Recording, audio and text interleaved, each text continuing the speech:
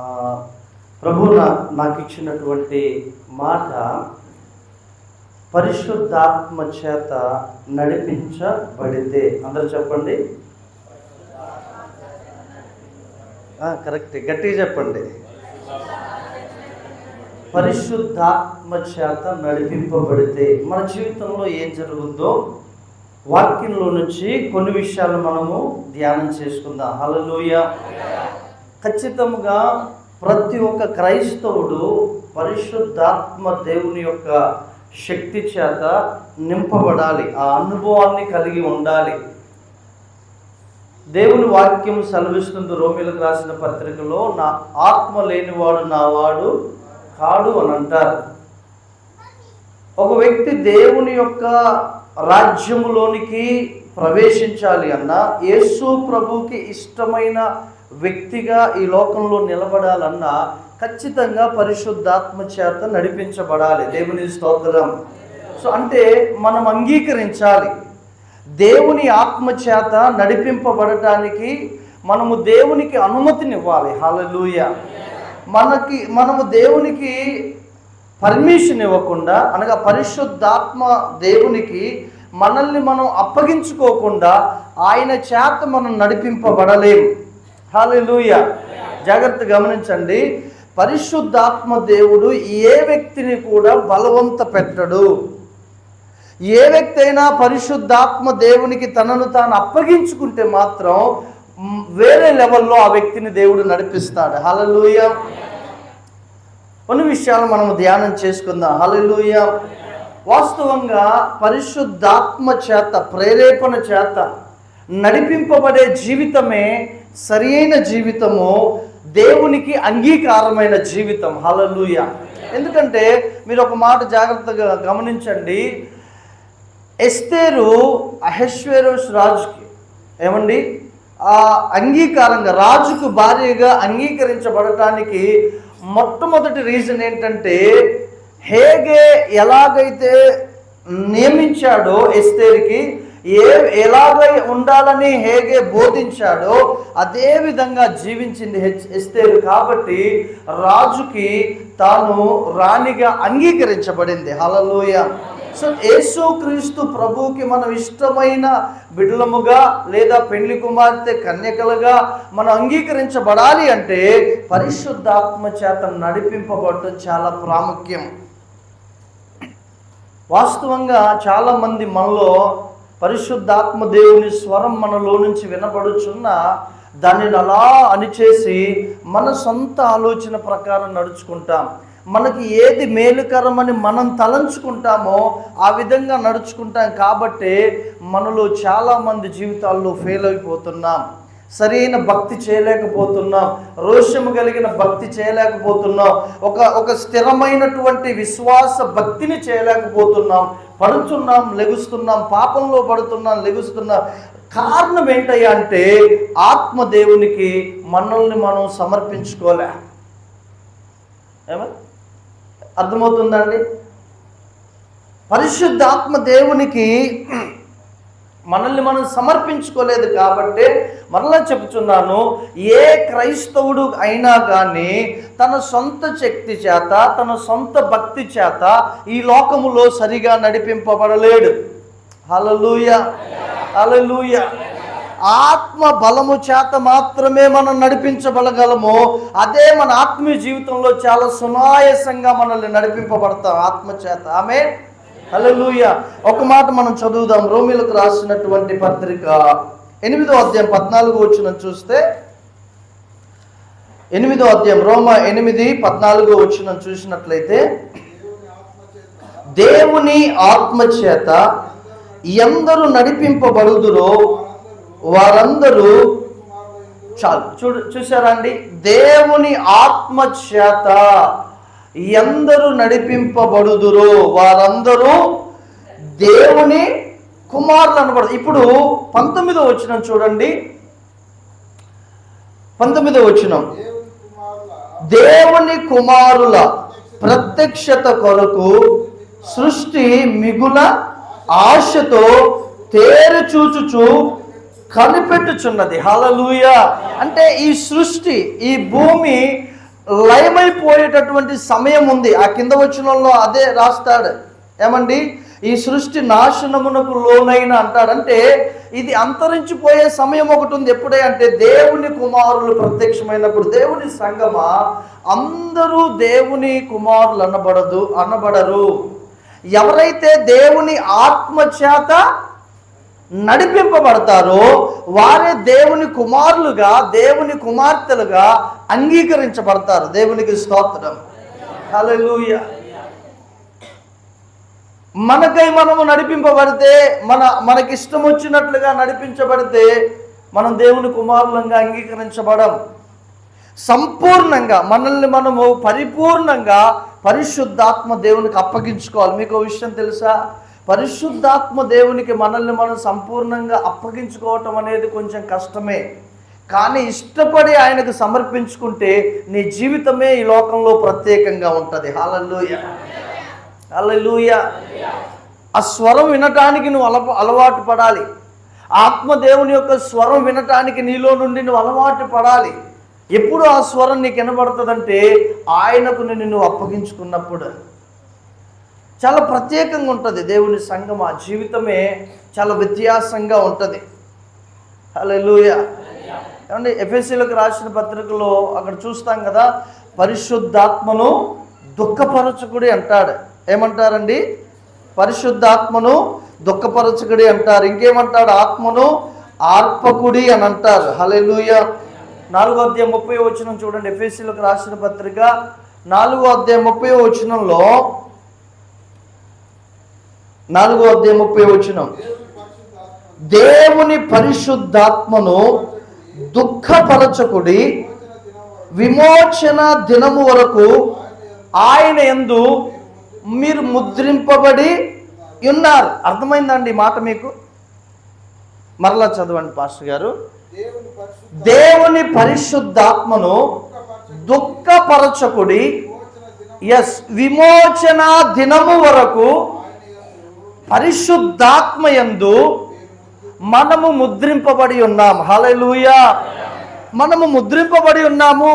విమోచన దినం అంటే ఇంకా మనము సంపూర్ణంగా, ఒక మాటలో చెప్పాలంటే సంపూర్ణంగా విమోచింపబడలేదు.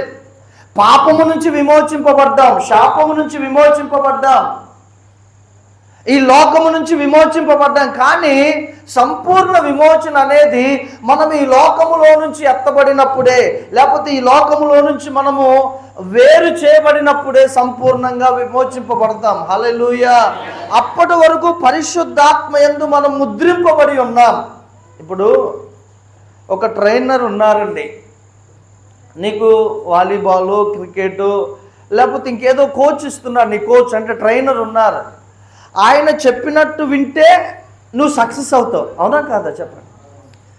ఆయన చెప్పేది నేను ఎందుకంటే, అరే ఇలా కాదురా, ఇలా మెలకువగా ఇలా కొట్టాలి బాల్ని, ఇలా వేయాలి బౌలింగు, లేకపోతే ఇలా ఉండాలి, ఇలా ఆయన చెప్పినట్లు చేస్తే మనలో ఎక్స్పీరియన్స్ పెరుగుద్ది, ఆటలో నైపుణ్యత సాధిస్తాను. ఆయన చెప్పేది ఏముంది? నా కోచ్లే, నేను నా ఓన్ ప్రాక్టీస్ చేస్తానంటే కుదురుద్దా? ఏమండి? అప్పగించుకొని వాడు సక్సెస్ కాడు ఎప్పటికీ. ఇంకా పైగా కోచ్ వదిలేస్తాడు, వీడు సక్సెస్ కాడు, వీడు వేస్ట్ అంటాడు. ఏమండి? కానీ ఆ కోచ్ మాట వినే వారి, ఎఫెక్ట్ పెట్టే వారిని మాత్రం చాలా ఎంకరేజ్ చేసి ఆ వ్యక్తిని ఎట్లాగైనా ప్రయోజకుడిని చేయాలి, ఈమెను ఎలాగైనా ప్రయోజకురాలని చేయాలని సమస్తాన్ని త్యాగం చేసి పూర్తిగా ఎఫెక్ట్ పెడతాడండి కోచ్. హల్లెలూయా. పరిశుద్ధాత్మ దేవుని మాటకు మనము లోబడితే మనల్ని పరిపూర్ణతలోనికి ఆయన నడిపిస్తాడు. హల్లెలూయా. అప్పగించుకోవాలి మనం. ఏమన్నాడు? పరిశుద్ధాత్మను దుఃఖపరచకుడి. మనలో ఎంతమంది మీ రోజు పరిశుద్ధాత్మను దుఃఖపరుస్తున్నామండి? సులువుగా అబద్ధాలాడి, ఏమండి, సులువుగా మోసం చేసి. ఇది చాలా డేంజర్ అండి. మనం అనుకుంటాం చిన్న అబద్ధమేగా అనుకుంటాం. చిన్న అబద్ధమైనా పెద్ద అబద్ధమైనా, ఏమంటే చిన్న పాపం పెద్ద పాపం ఉంటుందా? పాపం పాపమే. మనలో ఆ పరిపూర్ణత రావాలి అని అంటే ఆత్మదేవునికి మనం లోబడాలి. హల్లెలూయా. మనం ఆ విధంగా నడిపింపబడాలి. ఇంకో మాట చూద్దాం. యోహాను సువార్త యోహాను సువార్త 16వ అధ్యాయము 13వ వచనం చదవండి. 16వ అధ్యాయము 13వ వచనం. అయితే ఆయన అనగా సత్యస్వరూపి అయిన ఆత్మ వచ్చినప్పుడు మిమ్ములను సర్వసత్యములోనికి నడిపించును. ఆయన తనంతట తానే ఏమీ బోధింపక వేటిని వినునో వాటిని బోధించి సంభవింపబో సంగతులను మీకు తెలియచేయను. హల్లెలూయా. పరిశుద్ధాత్మ దేవుడు ఎక్కడికి నడిపిస్తాడండి మనల్ని? వెనక వినపడుతుంది, మీ నుంచి వినపడట్లే. ఎక్కడికి నడిపిస్తాడు పరిశుద్ధాత్మ దేవుడు? సర్వసత్యములోనికి. ఎక్కడికండి? సర్వసత్యములోనికి నడిపిస్తాడు. అంత మాత్రమే కాదు, ఇక్కడ ఏముందంటే సంభవింపబో సంగతులను మీకు తెలియజేస్తారు. ఎవరైనా తెలియజేయగలరా రేపేం జరుగుద్దో? నీ ఫ్రెండ్స్ చెప్పగలరండి? మీ తల్లిదండ్రులు చెప్పగలరా? కానీ పరిశుద్ధాత్మ దేవుడు క్లియర్గా చెప్తాడు. పలానా వ్యక్తి రేపు చనిపోబోతున్నాడు, జాగ్రత్త అని చెప్పమంటాడు. నాతో చెప్పాడు చాలాసార్లు, నేను చెప్పేవారికి. అలాంటి వ్యక్తికి యాక్సిడెంట్ అవుతుందని ప్రభు చెప్తాడు, పరిశుద్ధాత్మ దేవుడు చెప్తాడు, జాగ్రత్త అయ్యా అంటాం. ఆ విషయాలలో చెప్తాం. ఇదిగో నీవు ఈ విధంగా వెళ్ళాలి, దేవుడు చెప్తున్నాడు, దేవుడు చూపించాడు, పరిశుద్ధాత్మ దేవుడు అని చెప్తా. అంటే జరగబోయే సంగతులు ఏవి మనకు మేలో, ఏవి మనకు ప్రయోజనకరమో, ఏది తెలియజేయాలో పరిశుద్ధాత్మ దేవుడు మన జీవితంలో మనకు తెలియజేస్తాడు. హల్లెలూయా. ఆయన మాట్లాడే దేవుడు, సంభవింపబోయే సంగతులను తెలియజేసే దేవుడు. హల్లెలూయా. మనము ఆ స్థాయిలో, ఆ స్థితిలో ఉండకపోవటానికి కారణం ఏంటో తెలుసా? మనం పరిశుద్ధాత్మ దేవునితో కనెక్షన్లో లేం. అది ప్రాబ్లం. ఏ వ్యక్తి అయితే మనల్ని నడిపిస్తాడో, ఏ వ్యక్తి అయితే మనల్ని సర్వశక్తుల్లోనికి నడిపిస్తాడో, ఏ వ్యక్తి అయితే మనల్ని దేవుని రాజ్యము కొరకు సిద్ధపరుస్తాడో, ఆ పరిశుద్ధాత్మ దేవునికి, ఆ శక్తి అయినటువంటి వ్యక్తి అయినటువంటి ఆత్మ దేవునికి మనం దూరంగా ఉన్నాం. అది సమస్య. రాలేం మనం సర్వసత్యంలోనికి. ఆయనతో మనం కనెక్ట్ చేయబడాలి. దేవుని సంగమా. హల్లెలూయా. ఆ అనుభవమే చాలా ప్రత్యేకంగా ఉంటుంది. ఆ నడిపింపే చాలా ప్రత్యేకంగా ఉంటుంది. ఆ టేస్ట్కి మనం అలవాటు పడాలి. ఆమేన్. అది కష్టం అంటే కాదు, చాలా సులువు. ఏంటి సులువు అంటే ఒకే ఒక్క విధానంలో ఒకే ఒకటి మనం చేస్తుంది సులువు. ఏంటంటే పరిశుద్ధాత్ముడా నేను నీకు అప్పగించుకుంటున్నా, లెట్ మీ లీడ్, నన్ను నడిపించు. హల్లెలూయా. నన్ను నడిపించు. చాలామంది ఈ భూమి మీద వారి సొంత ఆలోచనలతో నడిచి కుటుంబాలను నాశనం చేసుకున్నారు, రాజ్యాలు నాశనం చేసుకున్నారు. హల్లెలూయా. చాలా డేంజర్. అహాబు రాజు, ఇశ్రాయేల్ రాజు తన భార్య యెజబెల్ మాట పట్టుకోనండి నీతిమంతుడైనటువంటి వ్యక్తిని చంపిస్తాడు. నాబోతును చంపిస్తాడండి. ఆ ఆలోచన ఏం జరిగింది, ఎక్కడికి దారి తీసిందో తెలుసా? అహాబు రాజ్యం, కుటుంబం నాశనమయ్యే స్థాయికి వెళ్ళిపోయింది. ఇంకా మీరు ఇలా వచ్చినట్లయితే సొలొమోను కుమారుడైనటువంటి రెహబాము ఏమండి పెద్దల ఆలోచన, తన తండ్రి సమకాలికుల్లో ఉన్నటువంటి ఆలోచన అడిగాడు, తన సమకాలికుల్లో ఉన్నటువంటి యవనస్తుల ఆలోచన అడిగాడు. కానీ పెద్దల ఆలోచనను పక్కన పెట్టి తనతో పెరిగిన యవనస్తుల ఆలోచన తీసుకున్నాడు, రాజ్యాన్ని పోగొట్టుకున్నాడు. అసలు మనం అడగవలసింది మనుషుల్ని కాదు, మన జీవితంలో నడిపింపబడవలసింది పరిశుద్ధాత్మ దేవుణ్ణి అడిగి మన జీవితాన్ని ముందుకు కొనసాగింప చేయాలి. హల్లెలూయా. అది నిజమైన, క్రమమైన, దేవునికి అంగీకారమైన జీవితం. ఈ దినాల్లో చాలామంది క్రైస్తవులు దేవుణ్ణి, పరిశుద్ధాత్మ దేవుణ్ణి అడగటం చాలా తక్కువ, వారికి నచ్చినట్లుగా జీవించటం చాలా ఎక్కువ. అందుకనే ఫలం మనలో కనబడట్లే. ఆత్మ ఫలం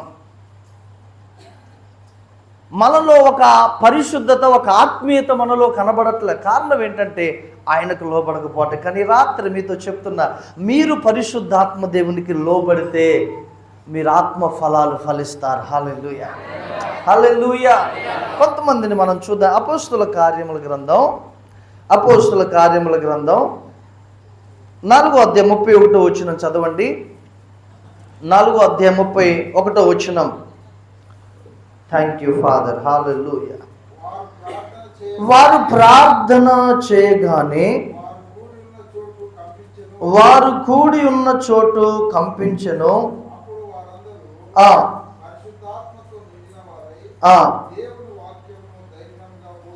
హల్లెలూయా. అక్కడ హేరోదు ఏమండి,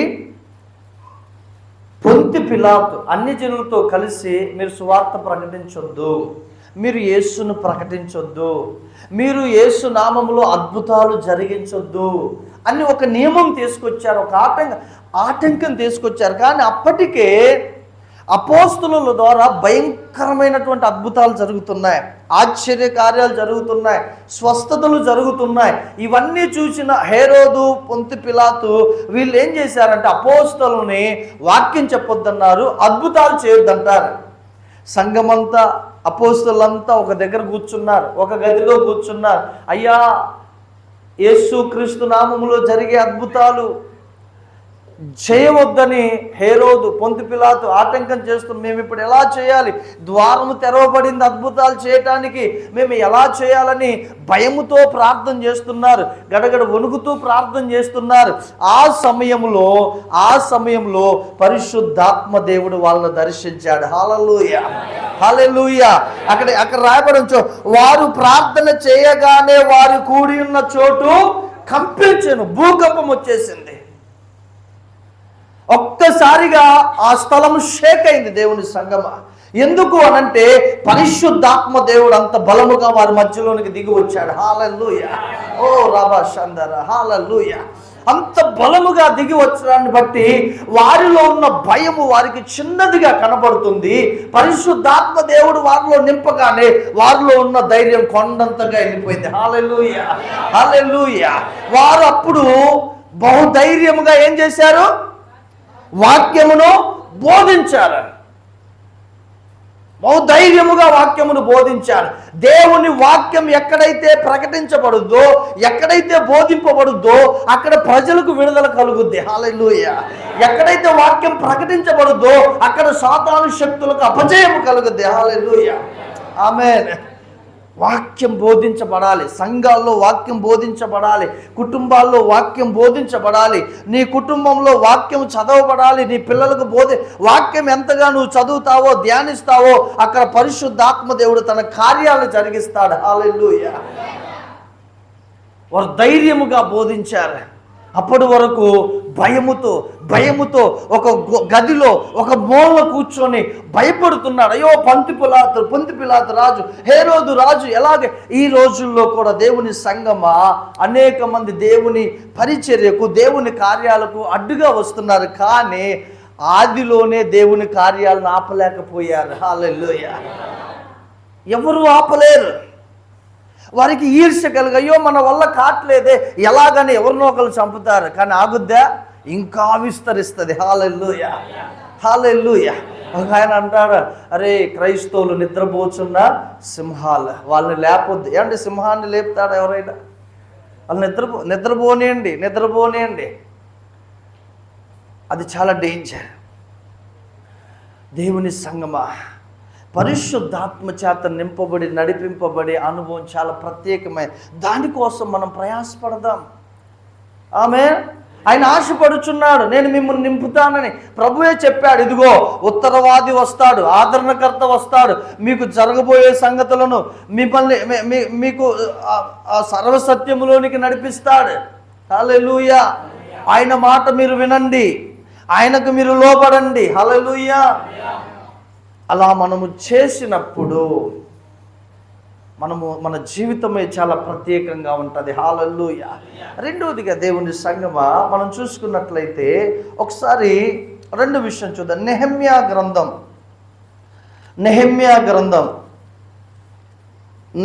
గ్రంథంలో థ్యాంక్ యూ ఫాదర్. హల్లెలూయా. 9వ అధ్యాయం 30వ వచనం నుండి చదవండి. 9వ అధ్యాయము 20వ వచనం చూడండి. 20వ వచనం, నెహెమ్యా గ్రంథం 408 పేజీ నంబర్, పాత నిబంధన.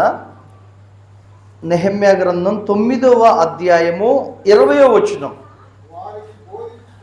వారికి బోధించుటకు నీ ఉపకారాత్మను దయచేసితివి, నీవిచ్చిన మన్నాను ఇయ్యక మానలేదు, వారి దాహమునకు ఉదకమిచ్చితివి. నిజముగా అరణ్యంలో ఏమీ తక్కువ కాకుండా 40 సంవత్సరములు వారిని పోషించితివి.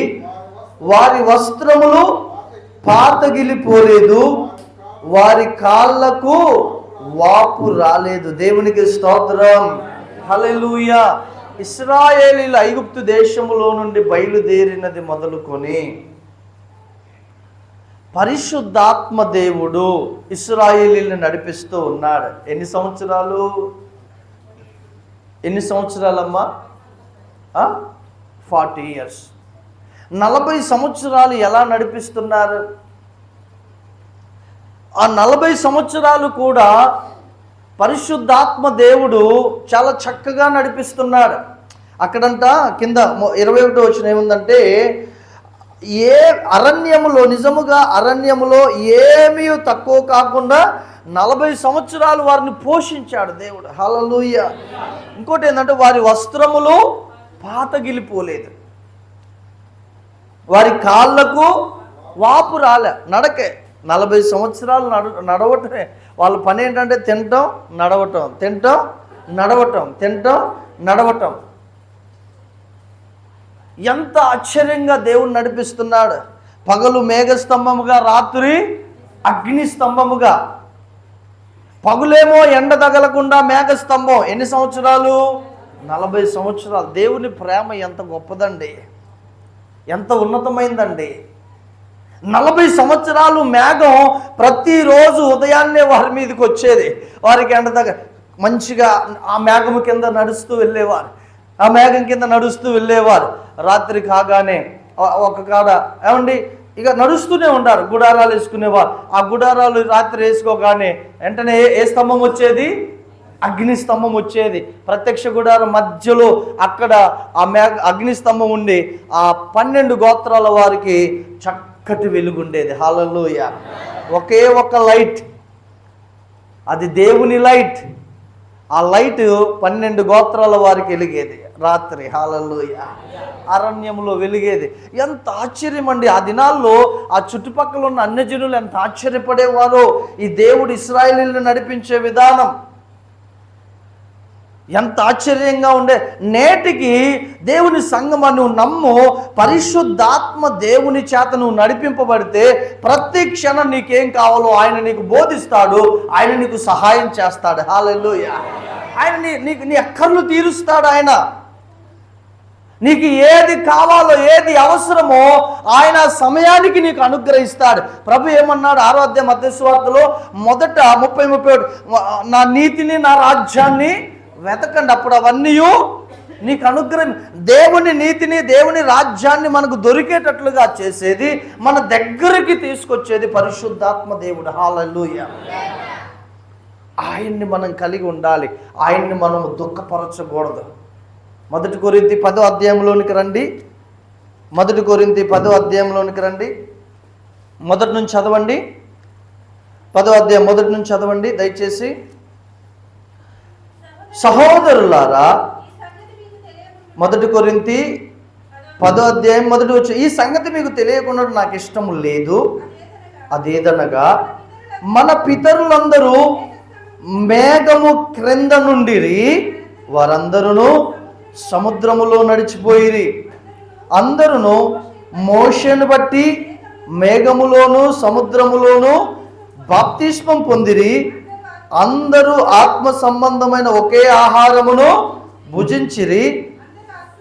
అందరూ ఆత్మ సంబంధమైన ఒకే పానీయమును పానము చేసిరి. ఏలయనగా తమ్మును వెంబడించిన ఆత్మ సంబంధమైన బండలోనిది త్రాగిరి. చాలు, హల్లెలూయా. వారిని ఏం వెంబడించింది? పరిశుద్ధాత్మ దేవుడు వెంబడించి ఆత్మ సంబంధమైన ఆహారం భుజించారు, ఆత్మ సంబంధమైన పానీయాన్ని త్రాగారు. ఆయన విడిచిపెట్టలేదండి. నీవు ఆయనను ఎరగకయే నీ జీవితాన్ని కష్టముగా నడిపించుకుంటున్నావు. పరిశుద్ధాత్మ దేవునితో గనక మనం ఫ్రెండ్షిప్ చేస్తే ఆయన ప్రతి విషయాన్ని నీకు బోధిస్తాడు. హల్లెలూయా. నిజమండి. ఎగ్జాంపుల్ నా జీవితంలో జరిగింది. ఒక వ్యక్తికి ఫోన్ చేయాలన్నప్పుడు ఆ సమయంలో చేయకూడదంటే పరిశుద్ధాత్మ దేవుడు చెప్తాడు. తెలుసా మీకు? నేను కావాలని ఒకసారి చేశా, అసలు ఏం జరుగుద్దా? చాలా దుఃఖపడ్డా. అట్నుంచి సరైన రెస్పాండ్ రాదు, మనం దుఃఖపడే విధంగా వస్తుంది. హల్లెలూయా. కొన్నిసార్లు నాకు అలా, అంటే ఏది చేయవలనో ఏది చేయకూడదో ఆయన క్లియర్గా మనకు బోధిస్తాడు. అలా మనం నడిపింపబడినప్పుడే మన జీవితం చాలా పరిపూర్ణతలోనికి వెళ్తుంది. హల్లెలూయా. ఉపకారాత్మ, వారిని వెంబడించిన ఉపకారాత్మ పరిశుద్ధాత్మదే వారికి పానీయాన్ని ఇచ్చాడు. ఆయన వారికి ఆహారాన్ని ఇచ్చాడు ప్రతి దినం. వారి వస్త్రములు పాతగిలిపోనివ్వలేదు ఆయన.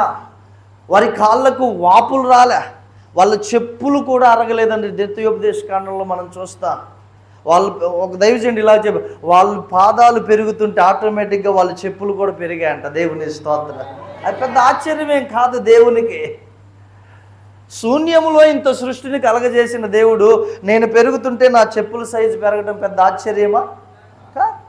మనము దేవుణ్ణి ఎరగకయే పొరబడుచున్నాం.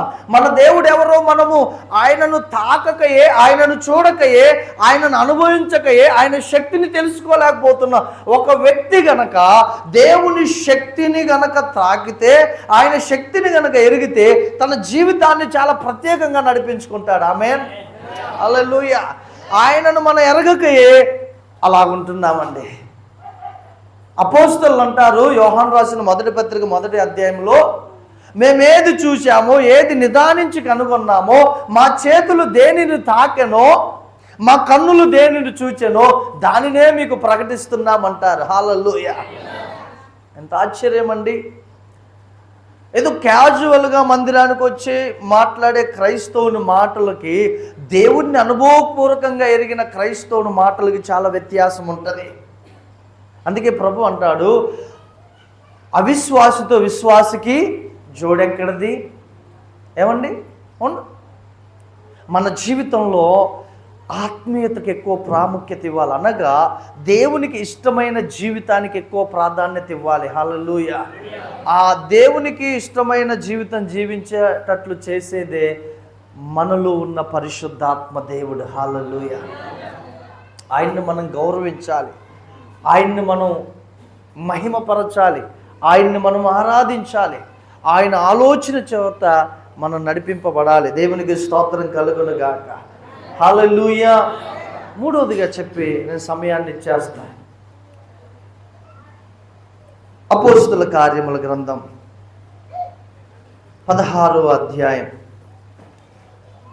అపోస్తలుల కార్యముల గ్రంథం 16వ అధ్యాయం 6వ వచనం నుంచి చదివి సహకరించండి. ఆసియాలో వాక్యము చెప్పకూడదని పరిశుద్ధాత్మ వారిని ఆటంకపరిచినందున వారు ఫ్రుగియా, గలతీయ ప్రదేశముల ద్వారా వెళ్ళిరి. మూసియా దగ్గరకు వచ్చి బుతీనియకు వెళ్ళుటకు ప్రయత్నము చేసిరి, కానీ యేసు యొక్క ఆత్మ వారిని వెళ్ళనేళ్ళని. చూశారండి, పౌలుని పరిశుద్ధాత్మ దేవుడు వాక్యం ప్రకటించడానికి వెళ్ళనియట్లే. అయ్యో తప్పు కదండి అనుకుంటాం మనం. ఏమండి? ఆసియాలో వాక్యం చెప్పకూడదని పరిశుద్ధాత్మ వారిని ఆటంకపరిచినందున మీరైతే ఏం చేస్తారు? కొన్నిసార్లు సేవకులముగా ఒక ప్రాంతం వెళ్ళాలని కాలు రాగానే వెళ్ళిపోతాం. ఫస్ట్ దేవుని దగ్గర విచారణ చేయాలి. హల్లెలూయా. మొన్న ఒక దైవజనుని కలిశాను, ఆ మీటింగ్లో కలిసాం. ఆయన ఒక టెస్టిమనీ చెప్పాడు. కొన్ని సంవత్సరాల క్రితం ఒక ఆయన వచ్చాడంట క్రూసేడ్స్ పెట్టడానికి. నేను చాలా మంచి దైవజన్, నేను బాగా వాడబడ్డాను, అద్భుతాలు, హీలింగ్స్, చాలా మంచి వాక్యం చెప్తాడు. 75 గంటలు మోకాళ్ళ మీద ఉండే ప్రార్థన చేసేవాడంట ఆ దినాల్లో. నేను వచ్చి అయ్యా మా ప్రాంతంలో మీటింగ్స్ పెట్టాలని మాట్లాడితే, సరే నేను ప్రేయర్ చేసి చెప్తానండి అని చెప్పాడంట. ఈయన వెళ్ళిపోయాడు. ఫోన్ చేశాడు, ప్రార్థన చేస్తే దేవుడు అన్నాడంట, నువ్వు ఆ స్థలానికి వెళ్ళొద్దు, అక్కడికి వెళ్ళొద్దు అన్నాడంట. హల్లెలూయా. నేను ఫోన్ చేస్తే, పాస్టర్ గారు దేవుడు వద్దన్నాను, నన్ను నేను రావట్లేదు పెట్టేది. ఆయన ఫోన్ చేసి మళ్ళీ, నేను ఎవరినో తెలుసా, నేను ఏరియాకు బిషప్నే, ఏమనుకుంటున్నావు, నేను పిలిస్తే నువ్వు రావా, ఇంటర్నేషనల్ స్పీకర్స్ తోటి నేను మీటింగ్స్ పెట్టించా, ఏదో మా వాళ్ళు చెప్పారు నీ గురించి అని వస్తే నన్ను నువ్వు తక్కువ చేస్తావంటే ఆయన కోపం వచ్చి నువ్వు ఇక్కడికి రా మాట్లాడదామంటే ఆయన సీరియస్గా వచ్చాడు. రాగానే అన్నాడంట, ఈ మీటింగ్కి నేను 60 లక్షలు కానుకిస్తా, నీకు మాట్లాడుకుంటూ వచ్చే అన్నాడంట. నువ్వు 60 లక్షలు కాదు 60 కోట్లు ఇచ్చినా నేను రానన్నాడంట. హల్లెలూయా. ఆ తర్వాత అతని జీవితంలో, అతని రహస్య జీవితంలో ఉన్నది దేవుడి సేవకునికి బయలుపరిస్తే ఆ విషయం చెప్పగానే గడగడ వణుక్కుంటా పశ్చాత్తాపడి వెళ్ళిపోయాడంట. హల్లెలూయా. పరిశుద్ధాత్మ దేవుడు నడిపిస్తాడండి. ఆసియాలో వాక్యం చెప్పకూడదని పౌలును ఆటంకపరుస్తున్నాడు పరిశుద్ధాత్ముడు. హల్లెలూయా. ఫ్రుగియాకి వెళ్ళాలని ప్రయత్నం చేస్తున్నాడు, బిథూనియాకి వెళ్ళాలని ప్రయత్నం చేస్తే అక్కడ కూడా యేసు యొక్క ఆత్మ వాళ్ళని వెళ్ళనీయట్లేదు. వీళ్ళు ఏం చేశారు తెలుసా, సరేనలా కాముకుంటే 9వ వచనం చదవండి. 9వ వచనం, అప్పుడు మాసిదోనియా దేశస్థుడు ఒకడు నిలిచి, నీవు మాసిదోనియాకు వచ్చి మాకు సహాయము చేయమని తనను వేడుకొనుచున్నట్లు రాత్రి వేళ పౌలునకు దర్శనము కలిగెను. అతనికి చూశారంటే, అతనికి ఆ దర్శనము కలిగినప్పుడు వారికి సువార్త ప్రకటించుటకు దేవుడు మమ్మును పిలిచి ఉన్నాడని మేము నిశ్చయము చేసుకొని వెంటనే మాసిదోనియాకు బయలుదేరుటకు యత్నము చేస్తే. హల్లెలూయా. చూశారండి, పరిశుద్ధాత్మ దేవుడు నడిపించే విధానము చాలా అద్భుతంగా ఉంటుంది. వారు అక్కడికి వచ్చారు, అక్కడికి త్రోయకు వచ్చారు. బిథూనియాకు వెళ్ళాలని ప్రయత్నం చేస్తే బిథూనియాకు పరిశుద్ధాత్మ దేవుడు వెళ్ళనీయలే. అక్కడి నుంచి త్రోయకు వచ్చారు. త్రోయకు వచ్చి అక్కడ పడుకున్నారు, అక్కడ నివాసం చేస్తున్నారు, అక్కడ కనిపెడుతున్నారు, త్రోయలో ప్రార్థన చేస్తున్నారు. ఒకరోజు రాత్రి దర్శనమందు దేవుడు ఏం చూపించారు తెలుసా, మాసిదోనియా నుండి ఒక వ్యక్తి వచ్చి మాకు వచ్చి సహాయము చేయండి అని ఆ కలలో దర్శనంలో మాట్లాడుతుంటే పౌలు నిశ్చయించుకున్నాడు, మనల్ని దేవుడు మాసిదోనియాకి వెళ్ళమంటున్నాడు. హల్లెలూయా. హల్లెలూయా. పౌలు మాసిదోనియాకు వెళ్ళాడు. పౌలు మాసిదోనియాకు వెళ్ళాడు. పౌలు మాసిదోనియాకి వెళ్ళి అక్కడ సువార్త ప్రకటించడం ప్రారంభించాడు, అక్కడ వాక్యం బోధించడం ప్రారంభించాడు. చాలా అద్భుతంగా వాక్యం ప్రకటిస్తున్నాడు, అనేకులు రక్షింపబడ్డారు. అక్కడ కట్టబడిన సంఘం ఎలా ఉందో తెలుసా? ఇప్పుడు చూడండి, 2వ పత్రిక కొరింథీయులకు రాసిన 2వ పత్రిక 8వ అధ్యాయము 1వ వచనం చూడండి. కొరింథీయులకు రాసిన 2వ పత్రిక 8వ అధ్యాయం 1వ వచనం నుంచి, సహోదరులారా, మాసిదోనియా సంఘములకు అనుగ్రహింపబడి ఉన్న దేవుని కృపను గూర్చి మీకు తెలియజేయుచున్నాము. ఏలయనగా వారు బహుశ్రమల వలన పరీక్షింపబడగా అత్యధికముగా సంతోషించిరి, మరియు వారు నిరుపేదలైనను వారి దాతృత్వం బహుగా విస్తరించెను. మీరు చాలా జాగ్రత్తగా గమనించండి. వారు నిరుపేదలైనను వారి దాతృత్వం బహుగా ఏలైనగా వారు బహుశ్రమల వలన పరీక్షింపబడగా అత్యధికముగా సంతోషించిరి. బహుశ్రమలున్నాయి ఇక్కడ, కానీ వారు అత్యధికంగా సంతోషిస్తున్నారు. దేవునికి స్తోత్రం. హల్లెలూయా. శ్రమలు బహుగా ఉన్నాయి. సహజంగా బహుగా శ్రమలు మనకు వస్తే చూసారండి నాకు ఎన్ని శ్రమలు వస్తున్నాయని కృంగిపోతాం. చూడండి వారు ఎంత అసూయపడుతున్నారో నా మీద, నాకు ఎంత ఆటంకం చేస్తున్నారని కృంగిపోతారు. కానీ మాసిదోనియా సంఘస్థులు అలాగూ కాదు. వారు బహుశ్రమల వలన పరీక్షింపబడగా బహుగా సంతోషిస్తున్నారంట. హల్లెలూయా, హల్లెలూయా. ఎందుకు అత్యధికంగా సంతోషిస్తున్నారో తెలుసా? శ్రమల్లోనే దేవుని మహిమ కుమ్మరించబడుద్ది. హల్లెలూయా. శ్రమల్లోనే దేవుని ఆత్మ మనకు సహాయం చేస్తారు.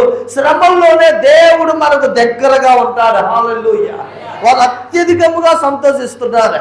మాసిదోనియా సంఘం ఏమండి, ఒక సంఘం కాదు, మాసిదోనియాలో చాలా సంఘాలు ఉన్నాయి. పౌలు నిర్మించాడు. పరిశుద్ధాత్మ దేవుడు చెప్తే వెళ్ళాడు. మీరు గమనించండి, ఒక దైవజనుడు దేవుడు నాకు చెప్తే పలానా రాష్ట్రానికి వెళ్ళా, పలానా జిల్లాకి వెళ్ళా, పలానా దేశానికి వెళ్ళా, దేవుడు నన్ను వెళ్ళమన్నాడు. అక్కడ సేవ ఎలా ఉంటుందో తెలుసా? మహిమ కలిగిన సేవ కట్టబడుద్ది. హల్లెలూయా. ఎందుకంటే దేవుని ఆత్మ చేత పంపబడతాడు ఈ వ్యక్తి, దేవుని ఆత్మ చేత నడిపింపబడతాడు. అక్కడ మహిమ కలిగిన సంఘం కట్టబడుద్ది. మాసిదోనియాలో సంఘములు చాలా ఆశ్చర్యకరంగా, వాళ్ళని చూసి నేర్చుకోండి అంటున్నాడు పౌలు. కింద ఇంక చదవండి అమ్మా. మరియు 2వ వచనంలోనే 2వ లైను, మరియు వారు నిరుపేదలైనను వారి దాతృత్వం బహుగా విస్తరించెను. అంటే వారు ఇచ్చేవారు, పేదవారైనా వారు దేవునికి ఇచ్చేవారు. దేవునికి స్తోత్రం. వారు పేదవారైనా దేవునికి ఇచ్చేవారు. వారి దాతృత్వం బహుగా విస్తరిస్తుంది.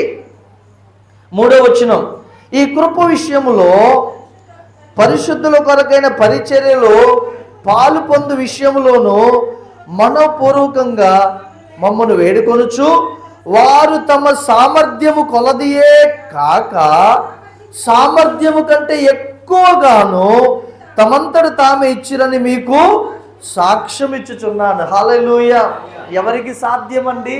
ఈ రోజుల్లో చాలా సంఘాల్లో, చాలా క్రైస్తవుల్లో వారి దగ్గర ధనం ఉన్న దేవుని రాజ్యము కొరకు, దేవుని పని కొరకు గుప్పులు విప్పేవారు చాలా తక్కువ.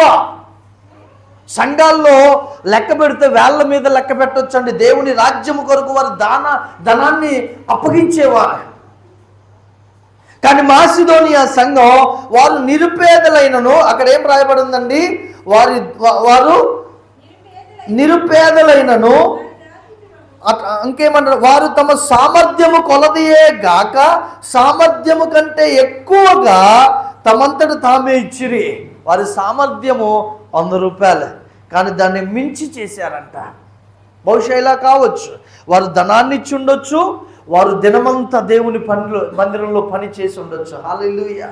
కొంతమంది మేము కానుకిస్తున్నాం కదా, మేము ఎందుకు చేయాలి పని, మేము ఎందుకు సాపలేయాలి, మేము దశమ భాగం ఇస్తున్నాం కదా. కాదు, నువ్వు ఇచ్చేది నీ కొరకే, నీ దేవుని పని కొరకే.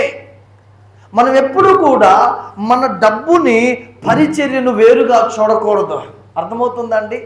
మనకు కలిగినది దేవుని యొక్క పరిచర్యని వేరుగా చూడకూడదు. మనం బ్రతికేదే దేవుని పని కొరకు. హల్లెలూయా. మనము కష్టపడేదే దేవుని రాజ్యం విస్తరించడం కొరకు. హల్లెలూయా. మన ఉద్యోగాలు చేసేదే దేవుని పని వ్యాప్తి చెందుట కొరకు. దేవుని బిడ్డలారా, మనం ఏదో కూడబెట్టుకోవటానికి కాదు. ప్రభు ఏమన్నాడు కొత్త నిబంధనలో? యేసు ప్రభు, మీరు ధనాన్ని గనక ఈ భూమి మీద కూర్చుకుంటే ఇక్కడ చిమ్మటి పట్టును, తుప్పు పట్టును దొంగలు కన్నము వేసి దొంగిలిదరు, అయితే మీ ధనాన్ని పరలోకంలో కూర్చుకోండి. హల్లెలూయా. ఒక వ్యక్తి తన ధనాన్ని పరలోకంలో ఎలా కూర్చుకుంటాడు? దేవుని పని కొరకు విత్తటాన్ని బట్టి. హల్లెలూయా. మన దాతృత్వం విస్తరించాలండి దేవుని పనిలో. మనలో అనేకులు ఎందుకు దరిద్రులుగా ఉండిపోతున్నామో తెలుసా? దేవునికి ఇవ్వకనే దరిద్రులం అవుతాం. దావీదు అంటాడండి అద్భుతముగా, నీతిమంతులు విడవబడుట కానీ భిక్షమెత్తుకునుట కానీ నేను చూడలేదంటాడు. నేను ఇప్పుడు ముసలివాడిని అంటాడు కీర్తన గ్రంథంలో. వారు దయాళురై దినమెల్లా అప్పిచ్చుచుందరంట. ఎవరు తెలుసా అండి? దాతృత్వం కలిగిన వారు. హల్లెలూయా, హల్లెలూయా. ఇంకా కింద వచనం చదవండి అమ్మా, నేను ముగించేస్తాను. 5వ వచనం చదవండి.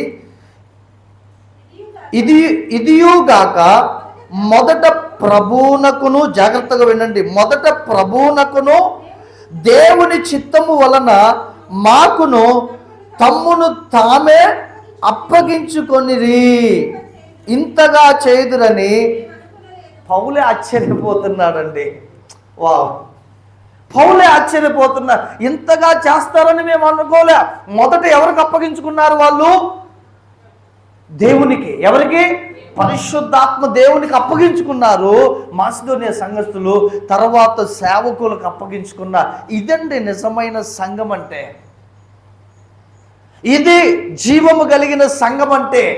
మనం మొదటిగా దేవునికి అప్పగించుకోవాలి. దేవా నీవు నన్ను నడిపించు, పరిశుద్ధాత్ముడా నీవు నన్ను నడిపించు అని. రెండవదిగా సేవకులకు అప్పగించుకోవాలి. అలా అప్పగించుకోకుండా నువ్వు బయట తిరిగావంటే నీ బ్రతుకు బయట అయిపోయింది. నేనైనా నువ్వైనా ఎవరైతే దేవుని సంఘముతో, దేవుని సేవకునితో అప్పగించుకొని అలా సంఘ సహవాసంలో కంటిన్యూ చేస్తారో వారి జీవితం పరిమళిస్తూ ఉంటుంది, ప్రతిదినం అభివృద్ధి చెందుతూ ఉంటారు. హల్లెలూయా, హల్లెలూయా.